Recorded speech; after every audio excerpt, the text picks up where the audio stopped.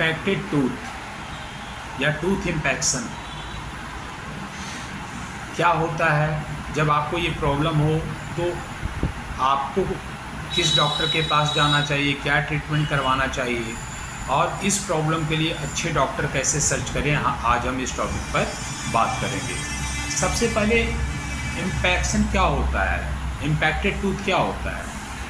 क्या होगा impacted tooth में कि आपके जो दांत होंगे वो आपके बोन के अंदर रह जाते हैं, मसूड़े के अंदर रह जाते हैं, वो मसूड़े या बोन के बाहर नहीं आ पाते, उसे हम इम्पैक्टेड टूथ कहते हैं। और उसके बहुत सारे रीजन हैं, है ना, तो वो भी हम डिस्कस करेंगे।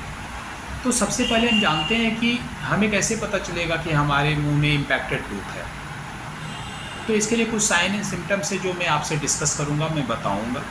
जैसे कि अगर आपके मुंह से बदबू आए तो ये भी एक इंडिकेशन है कि इम्पैक्टेड टूथ की वजह से हो सकता है। दूसरा, जहाँ पे इम्पैक्टेड टूथ है वहाँ पे दर्द हो सकता है, वहाँ के मसूड़े का रंग रेड कलर का रंग हो सकता है।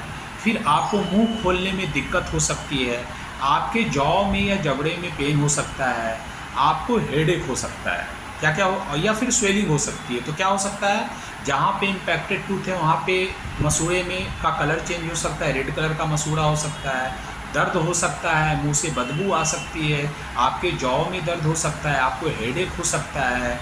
ये सारी समस्याएं हैं। आपको माउथ ओपनिंग में दिक्कत हो सकती है, मुंह खोलने में दिक्कत हो सकती है। तो ये सारी समस्याएं हो सकती है इम्पैक्टेड टूथ की वजह से।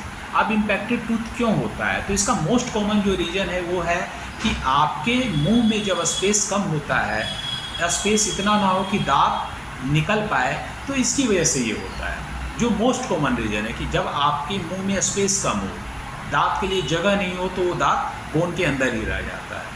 ये सबसे मोस्ट कॉमन रीज़न है होने का। उसके बाद देखिए, आपको जब इम्पैक्टेड टूथ होगा तो उसकी वजह से यहाँ पे लिम्फ नोड होता है। देखिए यहाँ पे ये स्वेलिंग भी हो सकती है, तो ये भी ध्यान रखिएगा कि लिम्फ नोड में स्वेलिंग भी हो सकती है। तो ये सारी समस्याएं हैं, साइन एंड सिम्टम्स हैं। और रीजन क्यों होता है, मोस्ट कॉमन रीजन जो है कि स्पेस अगर कम है तो उस वजह से आपका दांत निकलेगा ही नहीं। जब स्पेस ही नहीं है मसूड़े में, मुंह में, तो दांत कहाँ पे आएगा, इस वजह से वो दांत अंदर ही रह जाता है। अब है कि इम्पैक्टेड टूथ कितने प्रकार के होते हैं, तो देखिए डायरेक्शन के आधार पे होते हैं। जैसे कि अगर आपका इम्पैक्टेड टूथ मिजियल डायरेक्शन हो तो उसको कहते हैं mesial impaction. Mesial means towards centre, distal means away from centre, ये होता है। तो मिजियल क्या होगा, जो सेंटर है टुवार्ड्स सेंटर उसे मिजियल कहेंगे।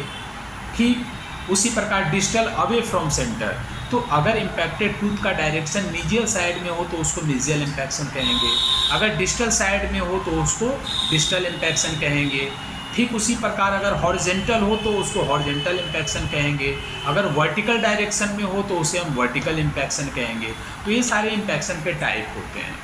अब जब आपको इम्पैक्शन हो मुंह में तो क्या करवाना चाहिए, उसका कॉम्प्लिकेशन क्या हो सकता है। तो इम्पैक्शन की वजह से आपके जो दांत है जहाँ पे इम्पैक्शन है उसमें मसूड़े में समस्या हो सकती है, जिस बीमारी को हम पेरिकोरोनाइटिस कहते हैं।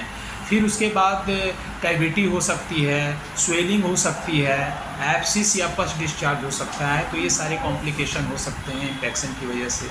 जब ये प्रॉब्लम हो तो ट्रीटमेंट क्या होगा, तो उस दांत को आप निकलवा दें, यही ट्रीटमेंट है इम्पैक्टेड टूथ का। अब है कि हम डॉक्टर कैसे सर्च करेंगे अगर हमें ट्रीटमेंट करवाना है। तो सबसे पहले गूगल पे जाइए, MDS डिग्री क्या होती है वो देखिए, MDS डिग्री का फुल फॉर्म क्या होता है उसके बारे में पता करिए। डेंटल स्पेशलाइजेशन क्या होता है वो देखिए, डेंटल स्पेशलाइजेशन कितने प्रकार के होते हैं वो देखिए, कौन सा डेंटल स्पेशलिस्ट क्या काम करता है वो देखिए। तो डेंटल स्पेशलाइजेशन 12 प्रकार के होते हैं, वो कौन कौन से हैं वो जानिए, कौन से डेंटल स्पेशलिस्ट क्या काम करते हैं सब वो जानिए गूगल पे सर्च करके। उसके बाद आप सर्च करिए ओरल मैक्सिलोफेशियल सर्जन क्या होता है। ओरल मैक्सिलोफेशियल सर्जन इसलिए क्योंकि जब भी आपके मुंह में इम्पैक्टेड दांत रहेंगे तो उस दांत को निकालने के लिए ओरल मैक्सिलोफेशियल सर्जन ही एलिजिबल है, वही ये काम करेंगे, वही इम्पैक्टेड टूथ को निकालेंगे। तो जब भी मुंह में इम्पैक्टेड टूथ हो तो ओरल मैक्सिलोफेशियल सर्जन से मिलिए और उस दांत को निकलवाइए। इम्पैक्टेड टूथ की वजह से एक प्रॉब्लम और हो सकती है कि इम्पैक्टेड टूथ आपके एडजेसेंट टूथ को भी डैमेज कर देता है। इसलिए अगर एक्सरे में आपको दिखे कि इम्पैक्टेड टूथ एडजेसेंट टूथ को टच कर रहा है तो इमीडिएट निकलवाइए उसको। तो ये सारी इम्पैक्टेड टूथ के बारे में जानकारी है। और इम्पैक्टेड टूथ को हम कैसे है, एक्सरे में क्लियर दिखेगा कि उसका डायरेक्शन क्या है, हॉरिजॉन्टल है कि वर्टिकल है कि मिजियली टिल्टेड है कि डिस्टली टिल्टेड है।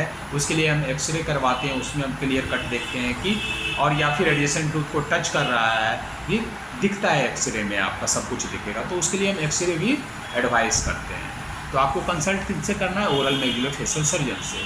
और इसके लिए डॉक्टर आपको एंटीबायोटिक भी दे सकते हैं, माउथ वॉश भी रिकमेंड करते हैं कुछ केस में, लेकिन अगर डॉक्टर रिकमेंड करे तभी करवाना है। और सर्जरी ट्रीटमेंट क्या होगा, दांत को निकलवाना है। तो ये हुआ आज इम्पैक्टेड टूथ के बारे में जानकारी। अगर कोई डाउट है तो आप सोशल मीडिया के माध्यम से पूछ सकते हैं और मैं डाउट क्लियर करने का प्रयास करूँगा। तब तक नेक्स्ट वीडियो में कुछ नया टॉपिक लेके आऊँगा। तब तक आप अपने मुँह के स्वास्थ्य का ध्यान रखें।